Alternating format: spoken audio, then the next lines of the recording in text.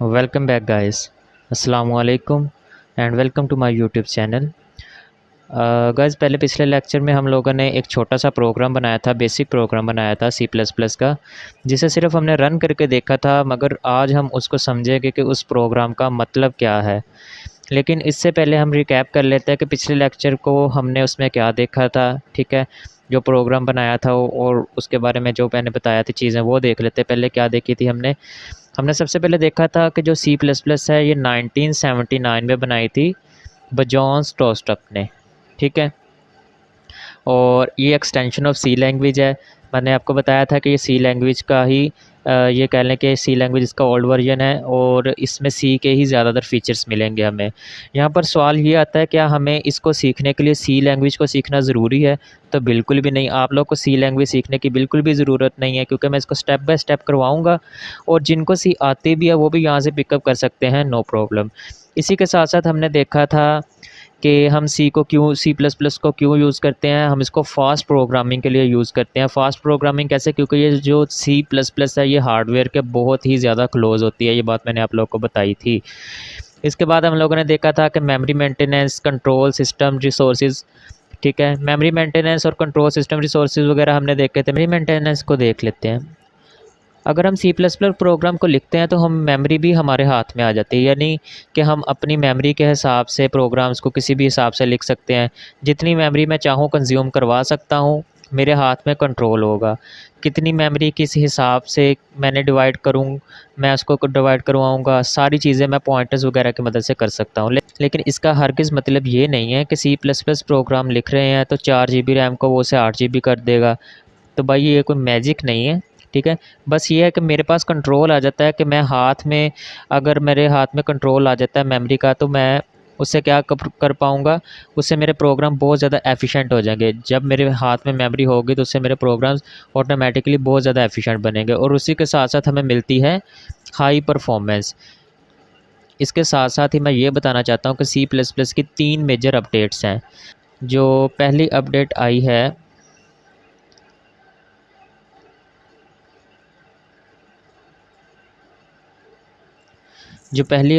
वो आई है 2011 में। ठीक है, 2011 में आई है, जिसको हमने नाम दिया था सी प्लस प्लस 11 का। दूसरी अपडेट आई थी 2014 में, जिसको उन्होंने नाम दिया था सी प्लस प्लस 14 का। और जो थर्ड अपडेट आई थी वो आई थी 2017 में, जिसको उन्होंने नाम दिया था सी प्लस प्लस 17 का। अभी यहाँ पर एक क्वेश्चन ये भी आता है, क्या आप लोग को इन अपडेट्स के बारे में जानना ज़रूरी है? ये आप लोग के लिए जानना ज़रूरी है, लेकिन आपने परेशान नहीं होना, क्योंकि इनमें जो बेसिक है वो एकदम सेम रहने वाला है। ठीक है, तीनों के लिए। तो आप लोगों ने बिल्कुल भी परेशान नहीं होना, लेकिन जानना ज़रूरी है कि मेजर अपडेट्स में जो चेंजेस थे किए गए वो किन किन में आए थे। एक 2011 में आया था, एक 2014 में आया था और एक 2017 में आया था। तो ये हैं वो मेजर 3 अपडेट्स जो कि सी प्लस प्लस में किए गए थे। अच्छा जी, अभी हम लोगों ने पीछे देख लिया कि कैसे, मतलब रिकैप वगैरह कैसे था, वो हमने सारा कुछ देख लिया। अब हम लोग बात करते हैं, हमने जो फर्स्ट प्रोग्राम बनाया था, जो हमने लिखा था, उसमें हम उसको एक्सप्लेन करेंगे कि हमने क्या लिखा था। सबसे पहले तो मैं वो प्रोग्राम लिख देता हूँ यहाँ पे। वो था हैश इंक्लूड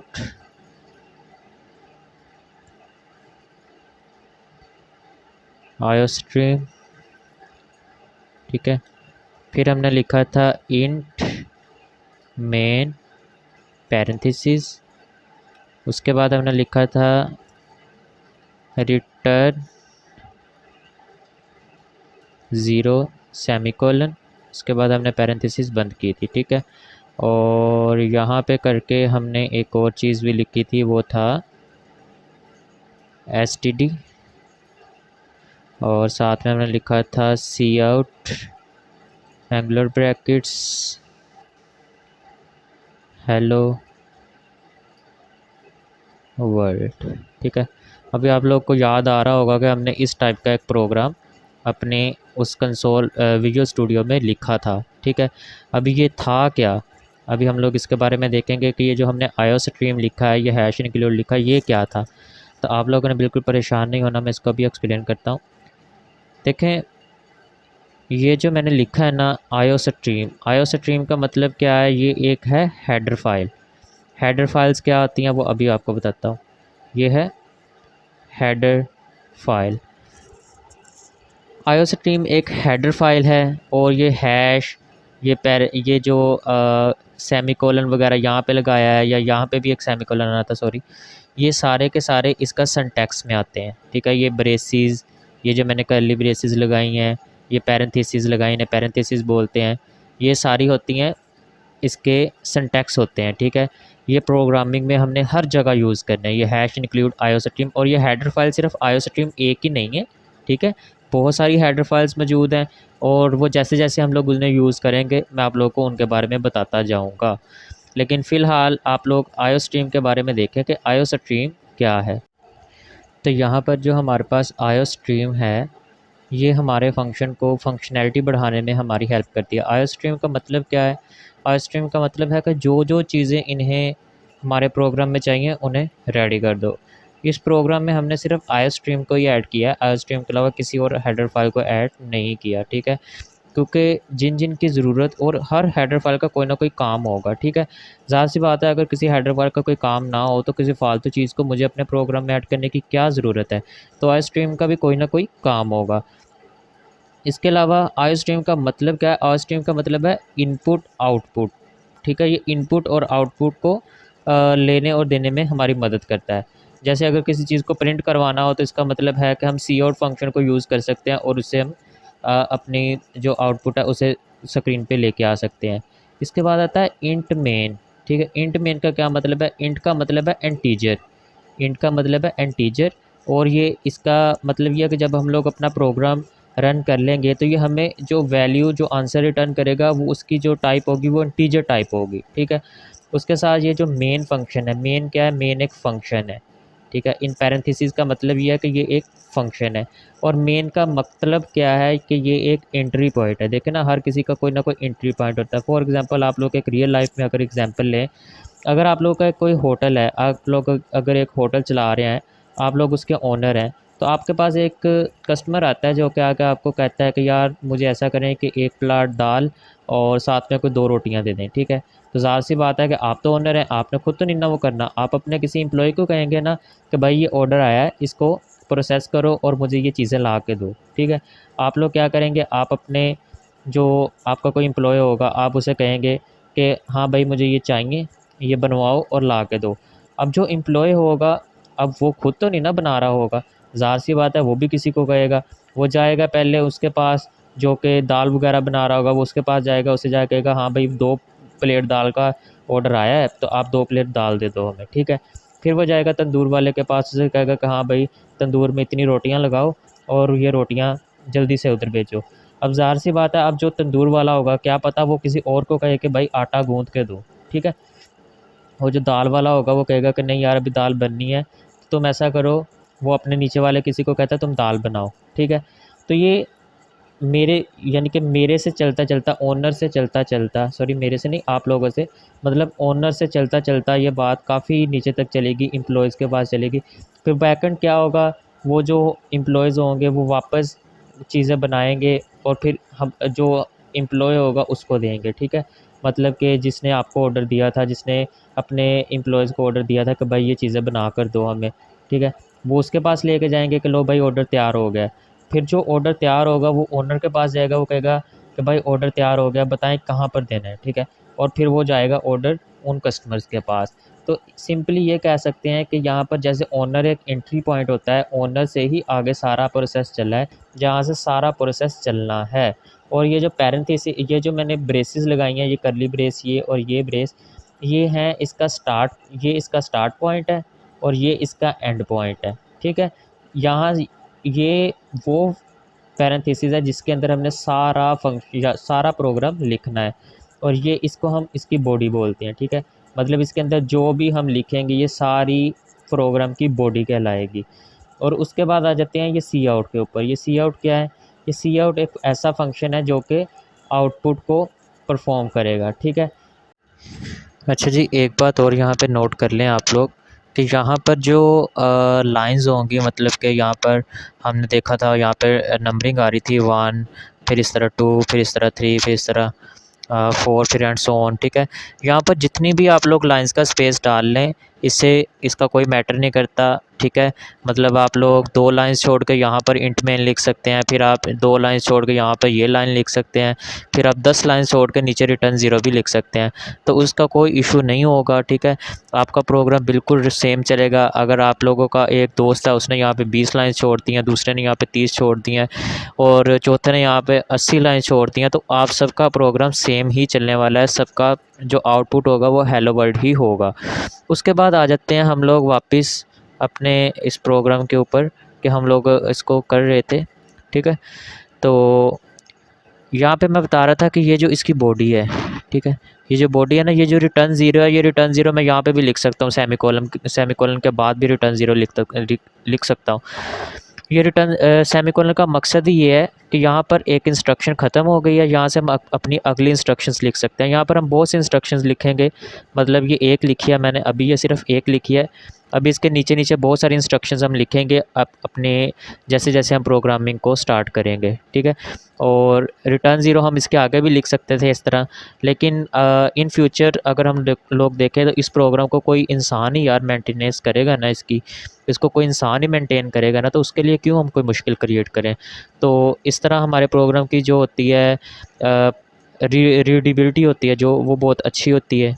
ठीक है, इसलिए हम लोग इसमें स्टेप बाय स्टेप लिखेंगे, एक एक लाइन करके लिखेंगे, एक एक इंस्ट्रक्शन एक एक लाइन में लिखेंगे। इससे हमारे प्रोग्राम की रीडेबिलिटी बढ़ती है। अच्छा जी, यहाँ पर अगर आप लोग देखें तो ये जो सेमीकोलन जब लग जाता है ना, तो हमारी एक इंस्ट्रक्शन यहाँ पर कंप्लीट हो जाती है। हम यहाँ पर इसके नीचे नीचे बहुत सारी इंस्ट्रक्शंस भी लिख सकते हैं। मतलब ये तो सिर्फ मैंने एक छोटा सा प्रोग्राम बनाया है जिसमें सिर्फ 2 लाइन्स ऑफ कोड है।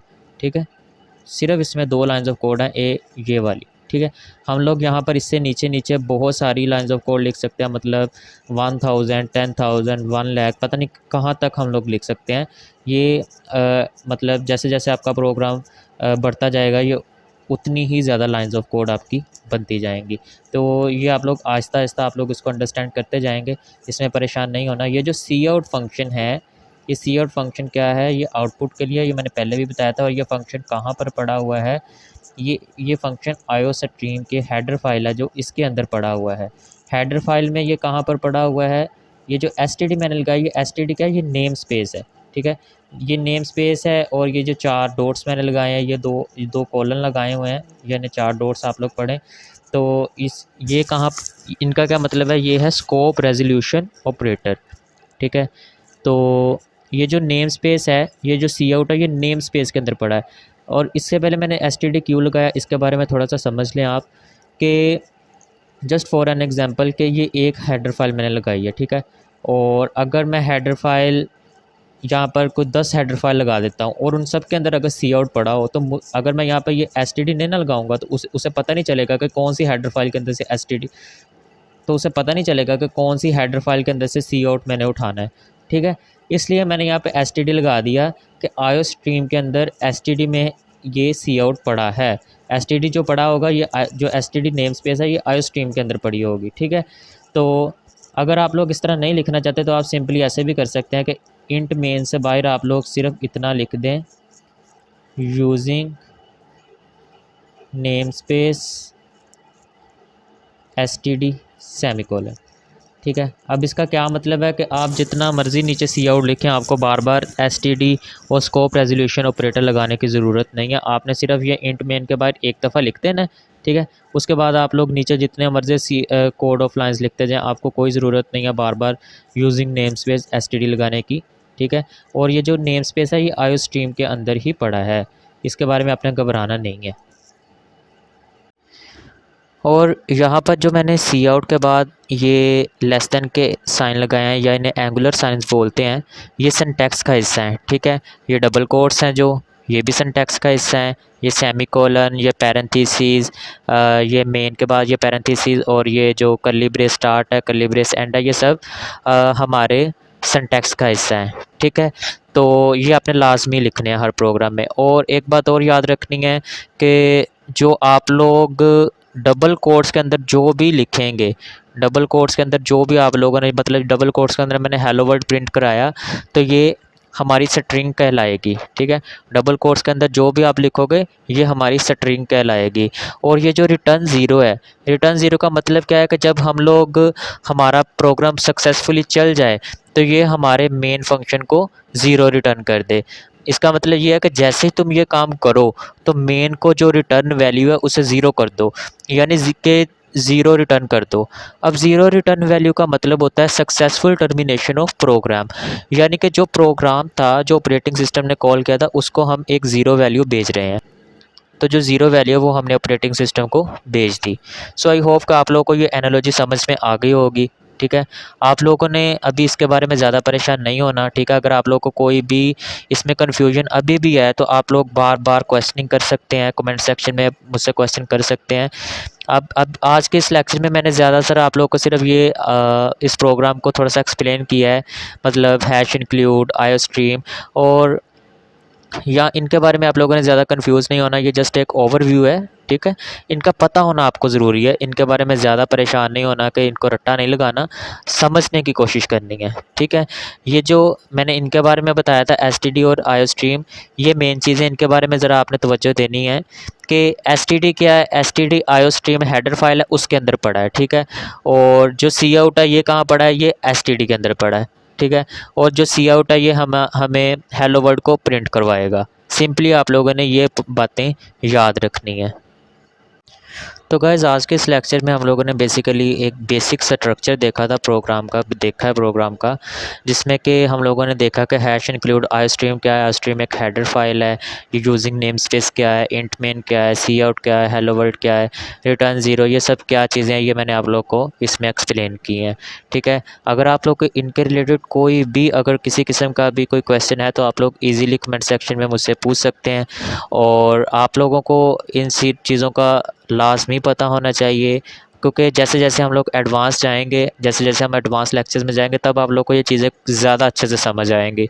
ठीक है, और आप लोगों को बस ये पता होना चाहिए कि इनमें ये चीज़ें सिंटैक्स के तौर पर इस्तेमाल हो रही हैं, मतलब ये इसकी बॉडी है। ठीक है, यहाँ पर ये सारी इसकी बॉडी है, यहाँ पर हम अपनी कोड ऑफ लाइन्स लिखेंगे, और ये हमारी हेडर फाइल्स हैं।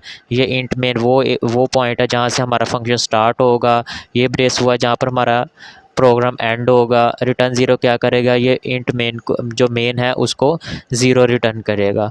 ठीक है, और इसके अलावा गाइस मैं आप लोग को एक और चीज़ बताना चाहता हूँ कि ये जो प्रोग्राम है आप लोग किसी भी पैड में लिख सकते हैं, मतलब नोट पैड में लिख सकते हैं, वर्ड पैड में लिख सकते हैं, ये या VS कोड में लिख लें, ये चलने वाला तो ज़रूर है। ठीक है, लेकिन मैं आप लोग को रिकमेंड करूँगा कि आप लोग विजुअल स्टूडियो कोड डाउनलोड करें, और ये कैसे डाउनलोड करना है ये मैंने पहली वीडियो में आप लोग को बताया हुआ है। ठीक है, अगर आप लोग ज़रूरी नहीं है कि आप लोगों ने VS कोड ही यूज़ करना है, क्योंकि कुछ लोग ऐसे होंगे जो डेव C++ वगैरह यूज़ कर रहे होंगे, आप लोग वहाँ से भी इसको रन कर सकते हैं। लेकिन मैं बिगनर्स को यही सजेस्ट करूँगा कि आप लोग विजुअल स्टूडियो कोड को सीखें, उसको चलाना सीखें, उस पर इस प्रोग्राम को रन करें, क्योंकि वो आपके लिए ज़्यादा बेनिफिट है। आने वाले फ्यूचर में जैसे ही आप लोग मतलब कि किसी और लैंग्वेज में जाएंगे, किसी और लैंग्वेज में मूव डाउन करेंगे, तो आप लोगों को इसमें काफ़ी ज़्यादा हेल्प मिलेगी। जब आप किसी और लैंग्वेज में मूव ऑन करेंगे तो आप लोग जब उस लैंग्वेज को सीखेंगे तो आप VS कोड में ही उसको भी चला सकते हैं। इसलिए मैं अपने जो बिगनर्स हैं उन लोगों को VS कोड ही सजेस्ट करूँगा। अगर आप लोगों को इस लेक्चर पे कोई भी किसी किस्म का भी इशू है तो आप लोग इजीली कमेंट सेक्शन में मुझसे क्वेश्चन कर सकते हैं, बार बार क्वेश्चन कर सकते हैं, परेशान बिल्कुल नहीं होना, इजी लेना है इसको। और एक बात और गाइस, कि अगर आप लोग बिगनर हैं तो आप लोगों को मैं एक चीज़ लाजमी कहूँगा कि आप लोग कभी भी नोटपैड को यूज़ नहीं करना प्रोग्राम लिखने के लिए। ठीक है, उसकी रीज़न क्या है, उसकी रीज़न ये है कि आप लोग को एक सिंपली प्लेन टेक्स्ट देखने को मिलेगा, कोई सिंटैक्स हाईलाइटिंग नहीं होगी। तो यार आप लोग अगर बिगनर हैं तो प्लीज़ आप लोग नोटपैड यूज़ नहीं करिएगा, आप लोग के लिए बहुत ज़्यादा डिफ़िकल्टी हो सकती है। इसलिए मैं आप लोग को सजेस्ट करूँगा कि आप लोग VS कोड डाउनलोड करें, इसको सीखें, इसको यूज़ करना सीखें, और इसको कैसे इंस्टॉल करना है, G++ कैसे इंस्टॉल करना है, ये सारा प्रोसेस मैंने लेक्चर नंबर 1 में बता दिया है। ठीक है, आप लोग पिछली वीडियो देख सकते हैं, और मुझे उम्मीद है कि आप लोग को आज का लेक्चर अच्छे से समझ आ गया होगा। फिर भी अगर आप लोग का कोई क्वेश्चन है तो आप लोग मेरे साथ कमेंट सेक्शन में पूछ सकते हैं। So thank you so much guys for watching this video. इंशाल्लाह अब हमारी अगली वीडियो में मुलाकात होगी। अल्लाह हाफिज़।